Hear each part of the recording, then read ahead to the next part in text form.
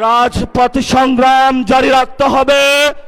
যেই বোনদের উপরে আক্রমণ করা হয়েছে, পেটে লাথি মারা হয়েছে, বোরকা ধরে টান দেওয়া হয়েছে, গুলিবিদ্ধ করা হয়েছে, পা ভাঙা হয়েছে, প্রত্যেকটির হিসাব কড়ায় গন্ডায় আমরা ইঞ্জিনিয়ার তারেক রহমান থেকে বাংলাদেশে বুঝে নেব ইনশাআল্লাহ।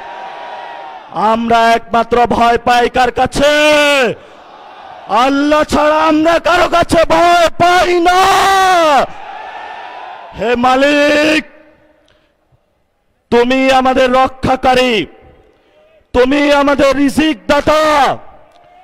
যারা এই বাংলাদেশে জনগণ 17 বছর অপেক্ষা করেছিল, আমাদের অধিকার ছিনিয়ে নিয়েছে, ডাকাতির মাধ্যমে ভাইদেরকে হত্যা করেছে। আয়েশের মালিক, তোমার মালিকের বিচারে আমরা বিচার রেখে গেলাম। তুমি তাদের দৃষ্টান্তমূলক শাস্তি বাংলার মাটিতে জনগণের সামনে করবে। আমরা আজকে তোমার মসজিদের সামনে বিচার রেখে গেলাম। বাংলাদেশের মানুষ হতাশ হবেন না।